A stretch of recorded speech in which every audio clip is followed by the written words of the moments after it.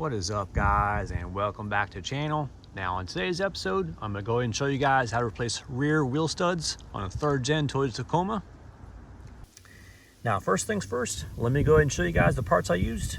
This is the ARP Lexus IS300 wheel studs, and there's a part number for reference. Now these are the dorman wheel studs we used on the front side of the Tacoma.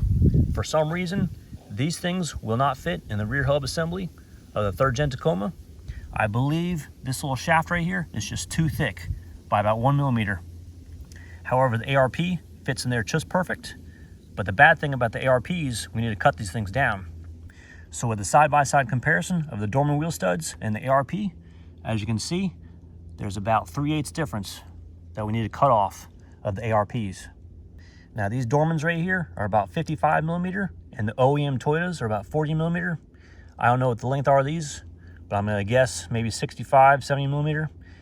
But you definitely want to take measurements of the depth of your lug nuts plus the depth of your wheels before you start making cuts on these ARP wheel studs. These things are not cheap by any means. Now when I started the replacement of the rear wheel studs, I basically jacked up the rear of the truck, pulled the wheel and tire off obviously, put it on jack stands, and then basically took that rear drum rotor, pulled it straight off, and you had straight access with the hub and the wheel studs.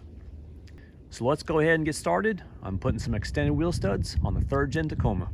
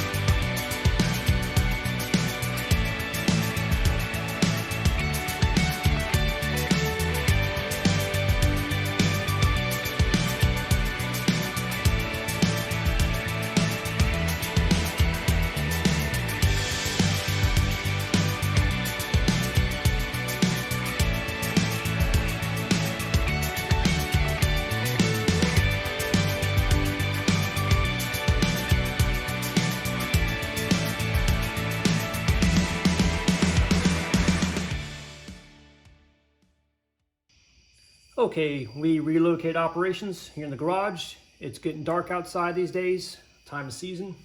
Anyways, I've already done these 5 studs, and I'm gonna save this one and show you guys a step-by-step of how to do this on the drum brake setup. Anyways, as you can see, I got brake shoes in the way, and there's some springs and whatnot, but there's enough space inside here in order to finagle the new studs through. Now, if you use the stock ARP length, they're not gonna fit. I've heard of some people actually drilling a hole back here in the backer plate, but I'm not going for that look of the super extended studs. So basically I cut these studs down to about 2 inches exact, and that's what I want, because I believe the factory stud is about 1 5/8. So we're getting extra 3/8, almost a ½ an inch of more threads. So instead of 5 threads, I'm aiming for 10 or 11, which will make me feel more comfortable. So getting on to the removal process, I want to take my mini sledgehammer right here. I'm going to tap on this stud right here from the front. A few firm taps, and basically the splines are locked in this position and it'll actually pop right through the backside. But be sure to catch this. You don't want this thing falling in your brake drum assembly. You're gonna have to fish this thing out. So let's go ahead and knock it out.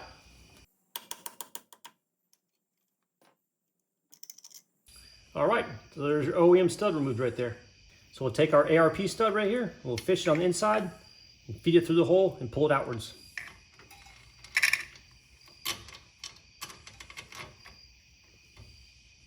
And since we have this hub right here, I'm using this bolt instead of washers.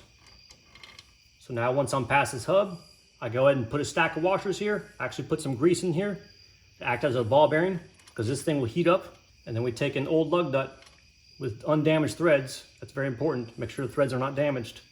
And we'll start thread on the new stud.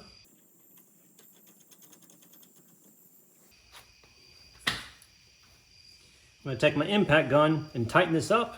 Now I need to look on the back side for that mushroom head to meet this sheet metal right here. So you don't want to drive it in too far. So basically I'm going to be checking for that mushroom head to meet the backside of this metal right here. So go ahead and tighten this thing up.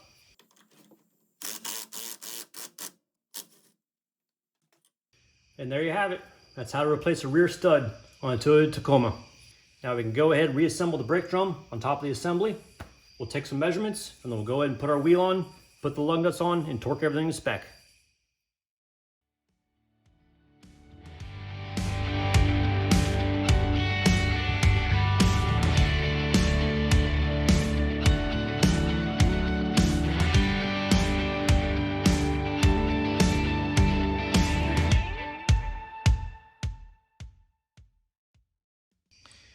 Okay guys, save the last lug nut. We're gonna do a turn test, see how many turns we have in engagement.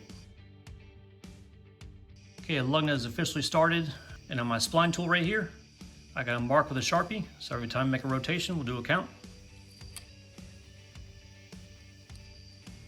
1, 2, 3, 4, 5, 6, 7, 8, 9, 10, 11, about 11 and a half, maybe 12 by the time I torque it. That's excellent engagement right there. Okay, let's go ahead and torque these things to spec. I believe the torque specification is 82 foot-pounds. Okay guys, it's been a few weeks since I went ahead and replaced these wheel studs, and I want to go ahead and illustrate a very important aspect when you guys go ahead and install new wheel studs on the back end or front end of your truck. Now you gotta pay special attention to the depth of these wheel studs, especially if you have to cut those to fit. Now these are coming in about 1 1/4. Now here's the custom wheel that's on my truck. Right here in this shaft is about 1/4 to 3/8. So basically you subtract that from your 1 1/4, you're left with about 7/8. And these are the McGuard spline drive lug nuts that I'm using. So in order to take a measurement, I want to take a screwdriver or some type of instrument that'll go inside the lug nut, stick it all the way in, and just basically mark it with your nail and put a tape measure right against your nail. So I have about 1 1/8 of depth of that lug nut right there. Now this right here is a beefed up McGuard wheel lock. So go ahead, measure inside this, stick your nail against there, get your measuring tape. We've got approximately 1 1/8 of depth to work with that wheel lock. Okay guys, I don't want this to happen to anyone, but this is what happens when you measure too close. This is the wheel lock that I had in place.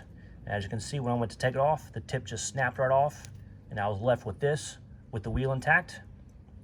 Basically, I fought with this thing for about an hour or two, and I finally looked up how to remove wheel locks, and this is the tool that I used. This is from Harbor Freight. This thing is a lifesaver. Comes with 4 pieces and a knockout tool. This set was $40, but it was well worth it. Now what it has is you got these sockets right here, and there's some sharp teeth that actually grab onto the stripped bolt or a wheel lock. And once I hammered this thing on, this thing just came off the first attempt. This thing was truly a lifesaver. So don't let this happen to you folks. Always measure the wheel locks and the depth of the lug nuts when you're cutting down wheel studs. Okay, let me go ahead and show you guys how I made the calculations on these rear wheel studs. And right now the length is about 1 1/4. Now we have to take in consideration the opening of the wheel right here, and not the conical part, but basically the straight part right there. All right, so I'm getting a rough order magnitude measurement using my screwdriver. And basically where these thick horizontal lines, that's where it ends. So I'm gonna take this, my measuring tape, and taking the measurements on the measuring tape, that's a little bit past 3/8 of an inch. So taking 3/8 of an inch off this measurement on the stud, we're left with 7/8. So now we need to measure the depth of both a lug nut and the locking wheel nut. So I'm gonna go ahead, stick my screwdriver inside here, measure the depth, and try and get the edge of the screwdriver on the outermost part because there's most likely a lip inside here. Now, I don't know if you can see on the inside there, but there's basically a lip on the outside diameter. So I'm gonna take my screwdriver and angle it towards the outside and stick it inside. I'm gonna go ahead and hold my nail right there. So we're allowed 1 1/8 depth on those lug nuts right there. So we're in the clear with 7/8. All right, let's go ahead and test the wheel lock. Do the same thing on the wheel lock. Insert the screwdriver at an angle. Just put your nail where it stops. And it's almost the same, 1 1/8 depth inside that wheel lock. So we're good to go since we have 7/8 stubbed out. And since we have a 3/8 opening on the wheel itself, we're left with 7/8. So we're good to go on both the wheel locks and the lug nuts. And here's the ARP wheel studs that I installed, and I've already cut down the size. Let's go ahead and put a lug nut and a wheel lock in position.